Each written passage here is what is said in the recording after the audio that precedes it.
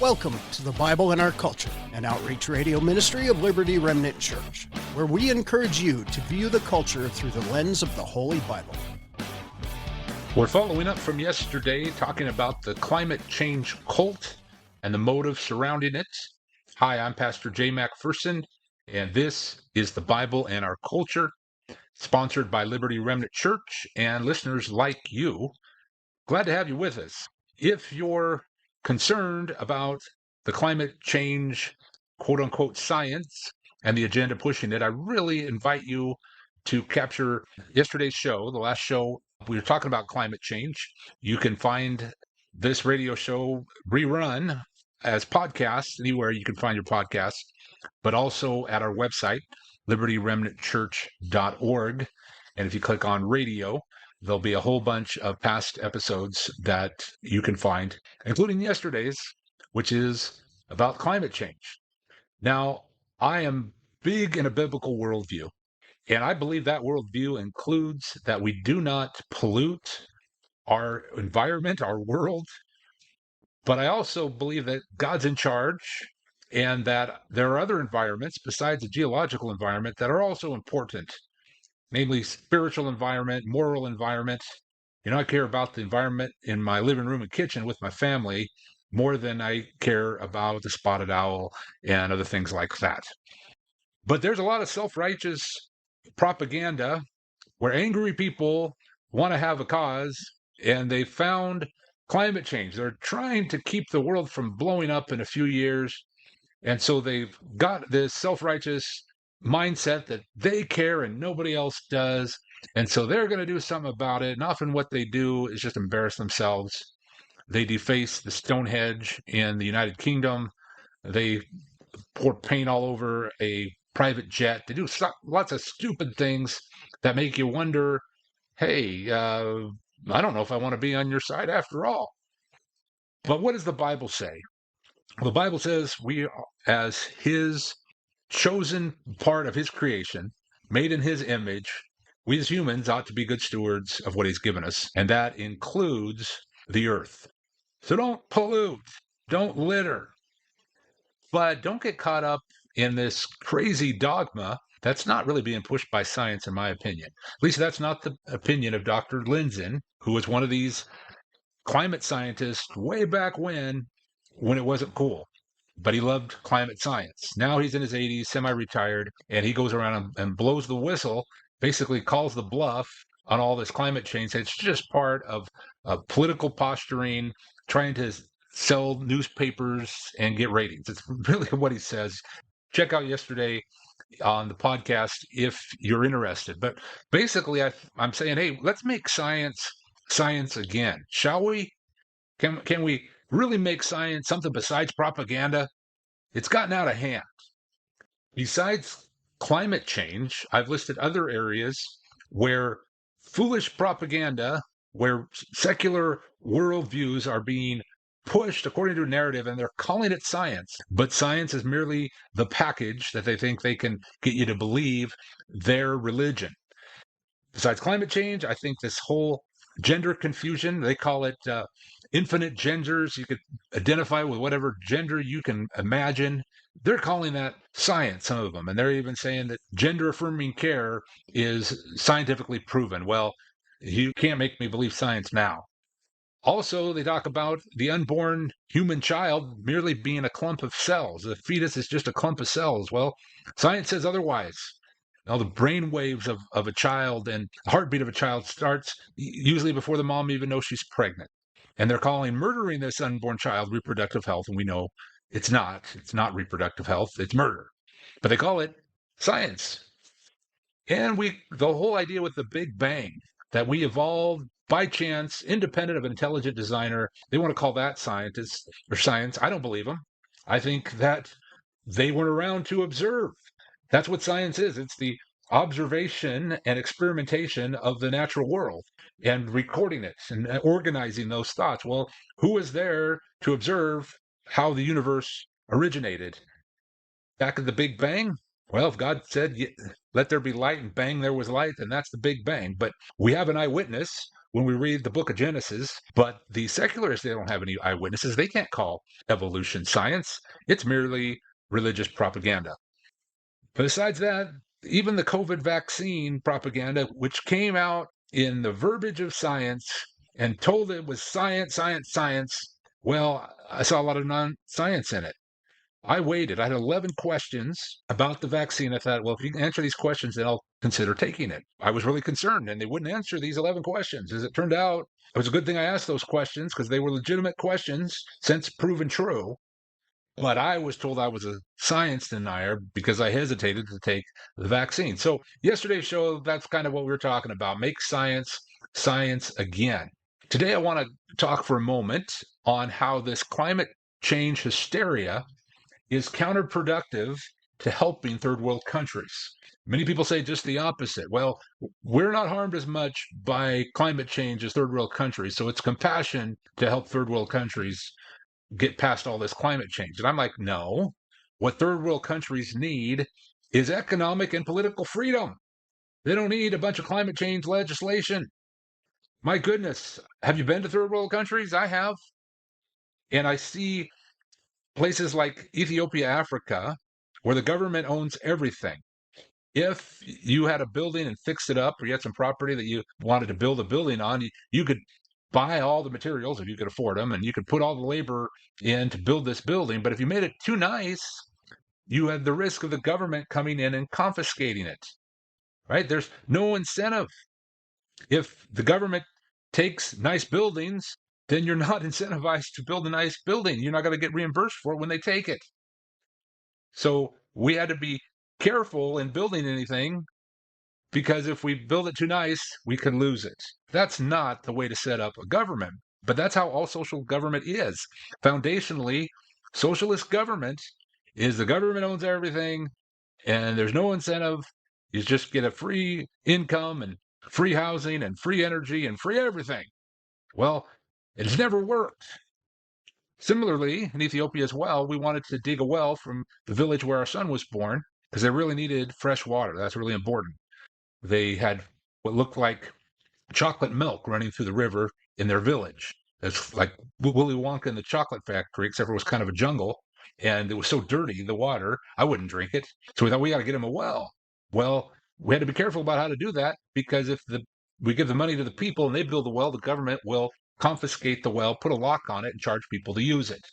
So there was a way where we could build it from an outside agency, a foreign agency, and they wouldn't do that. That's how they incentivize foreign nations and people from foreign nations to invest in Ethiopia, is they wouldn't confiscate it then. Oh, a little bit of freedom, a little bit of capitalism goes a long ways. My point is, what third world countries need is not less climate change. They need things like healthy water, and they need freedom. They need the opportunity to have the rule of law where they can own property, and if they work hard, they'll be rewarded. They need a meritocracy. That's what we need in America. So don't give me any of this garbage about, well, when we harm the environment over here in America, it harms poor people and it causes poverty. What causes poverty is government control and regulation. Now, we do need the rule of law. We need evildoers punished. That's what Romans 13 says. Without that, we can't have freedom. But if we have the rule of law and we respect private property and we respect individual freedom, we will prosper. Happens everywhere that there's true freedom, people prosper. Now, the climate change movement seems virtually synonymous with economy killing regulation and high taxes. I don't think they really care as much about the geological environment as they like to let on to be. I think they just want to control. I don't think their main goal really is the environment. It's just a self-righteous cause, a way to virtue signal, and I think it's hypocritical. So I think they're using climate change and the hysteria around it to advance their own control of capital. This hits home because our church could have had a building a long time ago. We're happy to be in the building that we have. We believe it's God's plan.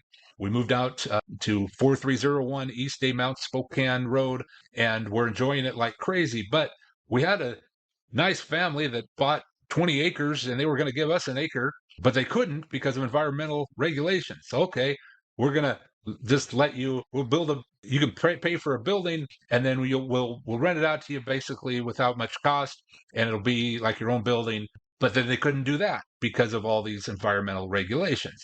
Now, I do believe in some type of building codes and property codes. There's some value in that. I just don't trust the people that are making the decisions. It seems like they're controlling things for themselves, and they're crazy and messed up. So consequently, their decisions are crazy and messed up. But we have to understand we really don't have private property like our founding fathers thought we would have. And I'm going to blame some of this on climate change. It's not the whole thing. We were having problems with the encroachment on our individual rights before the phrase climate change was coined, but it has been the Trojan horse to try and take away our freedom and our liberty. So Dr. Lindzen, a climate scientist before it was cool, explained the game plan for many in the climate change movement. It's to use repetition to create a perception of reality. Hysteria and panic move political activism. Complicated science doesn't. I understand climate science is really complicated. Similarly, fear is what generates more and more funding. Less than 15% of CO2 emissions come from the USA, yet the Biden administration immediately put a stop to fracking and the Keystone Pipeline. Why? If we have to import oil from foreign countries, they will take the profits and we can't control the pollution they may bring. Right? It doesn't seem to fit. It seems counterproductive. By the way, we have to blame a lot of our economic difficulties on the Biden administration's decisions like this. Kind of all starts with this. You shut down the Keystone Pipeline and you shut down our energy independence, you shut down our sovereignty, our military power, our economic power. It's almost being a traitor. Oh, but we care about the environment. No, you're just caught up in a crazy worldview. That's really what it comes down to. I think the bigger goal is control.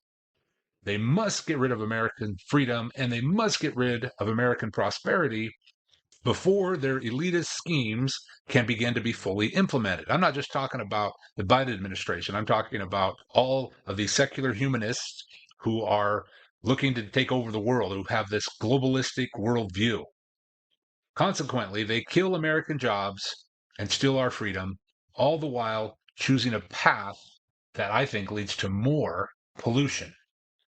I don't think it is a conspiracy theory to consider how the Global Economic Forum and their supporters are using climate change for a globalist, one world government agenda. Are you familiar with the Global Economic Forum? I hope you are, because they're really freaky. Klaus Schwab, who's got this thick German accent, sounds like the bad guy in any spy movie or superhero movie. He's trying to take over the world with his globalist agenda, and he's got some really crazy policies. I think he's recently retired, but the Global Economic Forum is going crazy.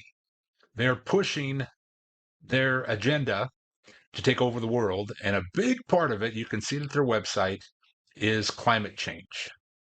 Even if humans do cause a bit of climate change, it seems it's being used for some shockingly evil plans. So you go to weforum.org, WEFORUM, you can go to the World Economic Forum website. The We Forum stands for World Economic, and then spell it out, forum.org. And they have all sorts of stuff on climate and biodiversity and all these plans and all these successes of people that are caving to their pressure. And it really makes you wonder what's really happening behind the scenes. And so many Democratic politicians say that whatever the the Global Economic Forum says, we're going to do. And it's a tragedy. Let's take a quick break and be back in a moment. About 4 years ago, Liberty Remnant Church was founded in North Spokane by a group of committed Christ followers believing that God sought to build a distinct local church for His glory. LRC is a simple, relational, biblical church that is not afraid to apply biblical principles to weighty current-day issues. In fact, we feel God expects it of His church. Pastor Jay McPherson hosts a regular radio show on this station called The Bible and Our Culture. Like on the radio program, LRC believes God has called His church to represent Christ's love, power, and wisdom in any and every facet of our society. If you're looking for a local church or know someone who is, please consider what God is doing at Liberty Remnant Church. Sunday service is at 10 a.m., just a block east of Newport Highway on 4301 East Day, Mount Spokane Road. For more information or to contact our pastor, please check out our website at libertyremnantchurch.org. Back on the Bible and Our Culture, an outreach ministry of Liberty Remnant Church. If you're in the Spokane area, North Spokane suburbs, we have a fairly new church, a simple biblical relational church. We call ourselves Liberty Remnant Church. Liberty because we understand that Jesus calls us to liberty, and we also feel it's our duty to stand against the tyranny of the civil government today, and that liberty is important if we're going to preach the gospel. Call ourselves Liberty Remnant Church, remnant because we are part of the few who are going to follow Christ's narrow path. It's really easy to float downstream and follow the culture, but we are going to adhere to what Jesus taught. And my favorite, church. We are calling ourselves church because we're part of God's universal church. He called his ecclesia to walk in his authority, to be active in the public affairs of the day. That's actually what ecclesia means, called out to make a difference in public affairs. So every local church should be involved in politics. Every local church should be involved in representing Jesus to the world. And that's what Liberty Remnant Church is trying to do. Maybe you'd like to come and join us, or maybe you just want to support our ministry. You can do so at our website, libertyremnantchurch.org. Well, today we're talking about climate change and the environment. And as I've mentioned time and again, we do care about stewarding creation as God's people made in his image. But when it comes to the environment, why does the geological environment take center stage always? I am far more concerned about the moral environment, the spiritual environment. My goodness, I'm also more concerned about the economic environment because it has to do with our sovereignty as a country. But the hoopla today is to cause us to panic, cause us to freak out, trying to fill our kids full of anxiety, trying to disrupt society, trying to overthrow society. That is what the devil does. He comes to steal, kill, and destroy. John 10:10 teaches, but Jesus said, I've come that you may have life and have it more abundant. I believe part of the abundant life that God has for us is to be responsible stewards, but not to be caught up in the climate change hysteria that doesn't fit. And you know it doesn't fit. You know that the Obamas talk about climate change and the ice caps melting and global warming, and then they're done at the White House and they buy beachfront property. That doesn't make any sense. It shows it's a scam if you just seek the truth. And there's a lot of other scams out there as well. If I had the time to sort through Spokane City Council's agenda, I bet you just about every week I could find something that has to do with this big, scary monster called climate change. I don't have time to read through pages and pages of their agenda every Monday, but once in a while I like to go down to Spokane City Council and do my duty as a person who loves the Spokane and the Spokane area and really call into account those leftists that are destroying our city. A lot of them are actually really nice in their temperament, but their beliefs are so demonic that they're bringing harm to our city and harm everywhere. One time they started talking about climate change and some sort of budget item. They're going to look to spend a bunch of money, and part of it had to do with climate change. So I was able to catch that. A good friend of mine who who's been a partner down at City Hall. I didn't meet him until we went down to City Hall, and I kept listening to this guy, and I think this guy's really smart. So my only relationship with him really is our partnership down at the Spokane City Council. But he mentioned something that there was something with climate change coming up, and so I thought I'm going to take a moment and write down a few thoughts. And here's what I said a few months ago down at City Council, and I quote. Or actually, I shouldn't quote it because I think I made a few edits while I was sitting there waiting for my turn to address the council. But this is what I walked into the City Hall chambers with. I believe that climate change hoax has, at least in part, caused the tremendous increase in anxiety and depression, especially in today's young people. Having said that, I hate pollution and support it to be punished with hefty fines. I'm disappointed personally that Costco chopped down so many beautiful pine trees along Newport Highway. I thought, now that Costco is there, many more trees will be chopped down in the near future. I was right. But if I don't own the land, I don't get to say what happens to it. The concept of climate resiliency seems as progressive as crime and poor mental health. The concept of climate change seems as progressive as homelessness and dysfunctional families. First, it was the new ice age, then it was a depletion of the ozone layer, then it was global warming. Finally, they started calling it climate change.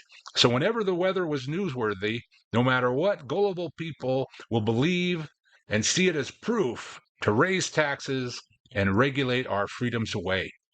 Climate change is a Trojan horse to steal our liberty and push us towards totalitarianism. Climate resiliency is at best a low priority. Moral resiliency, high priority. Economic resiliency, also a high priority. Law enforcement, that's a high priority. And prosecuting crimes, also a very high priority. I know there is business within municipal government that you have to deal with. I think undefined issues of controversy like climate resiliency that have historically led to job-killing regulations and the surrender of individual liberty should be continually discarded. End quote. That's what I walked in there because they were trying to spend a bunch of money to help with climate resiliency, which I think is a total farce. And it was funny, I make that statement, and throughout the night, other citizens that were addressing the city council, as well as a few of the Spokane City Council members, kept going back to it. Climate change is real. Climate change is real. And I'm like, well, if you mean climate change is real, saying that there's spring, summer, fall, and winter in the inland Northwest, then I agree with you. That's why we watch the weather, because the climate changes. But as Dr. Lindsay would point out, there's a big difference between weather and climate. And those who react to the weather thinking that it's something happening to the climate just don't understand climate science. And I don't believe there's anybody really today that understands climate science besides maybe Dr. Lindsay. If so many people who call themselves scientists are pushing this crazy mixed up hoax that does so much to destroy our economy, then I have to think there probably isn't very many out there. And if there were, not very many of them are speaking up. They want to keep their funding. But I encourage you, wherever you might be, whether you're in the city of Spokane or whatever municipal government that is influencing people in your area, please watch them and make sure that they're not just spending all this money for something that they call climate resiliency or to stop climate change or to help the environment. Again, if that environment is the geological environment, there's not a whole lot that humans can do to harm it other than just mass pollution and that type of thing. There is some things we can do to harm it, but it's been blown way out of proportion. What we need to focus on is the priorities that God would have us focus on, like I mentioned earlier, moral climate, spiritual climate, and even economic climate. But we have our hands full with this issue of climate change. There are so many good organizations that are helping reveal the hysteria, reveal the misinformation. And of course, if you say anything against the climate power, the environmental mob, they're going to hurl all sorts of insults at you. They're going to take you to court. They're going to try and cancel you. But despite all that, we do have some great friends in the media, in the scientific world, that are showing us really what the truth is. There's climateataglance.com, and they have all sorts of studies. They basically have some information about just any topic on the environment or climate change that you want, at least it seems to me, and they should be able to help answer your questions.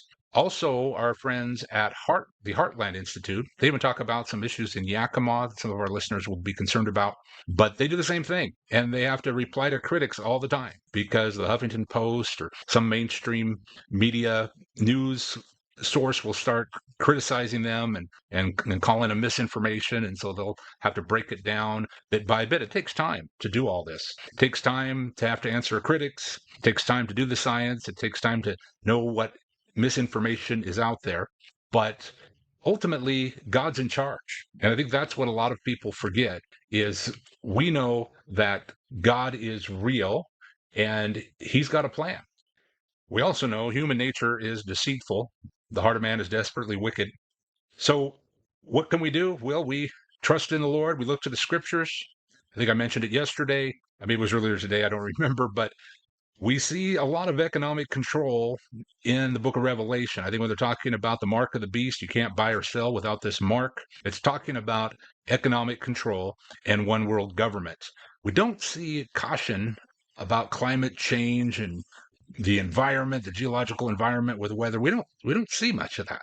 So when you see these forces join together, the globalist movement, the World Economic Forum, when they're really joining with climate change and they're pushing all these regulations and they're intimidating and bullying all sorts of people. I mean, it goes way up there into Wall Street and the stock market. I mean, they are controlling people at the top level, and they're doing it in the guise of climate change, that we're the good ones, we're self-righteous, aren't we holy, we care about the earth, we're responsible, and everybody else that makes money isn't. All these right-wing extremists, they're Christian nationalists, they don't care about the environment, only we care about the environment. We have a lot of that going on, so our work's cut out for us.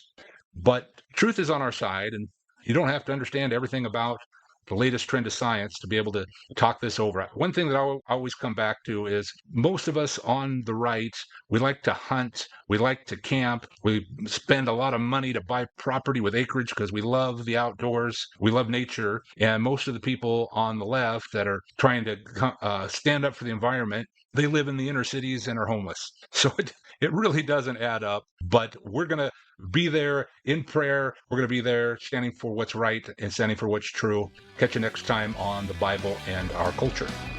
Thank you for listening to The Bible and Our Culture, an outreach radio ministry of Liberty Remnant Church. If you would like to help support this ministry, you can go to our website, libertyremnantchurch.org/give, and select Radio Ministry. Be sure to tune in weekday mornings at 7 a.m. Thanks for listening. God bless.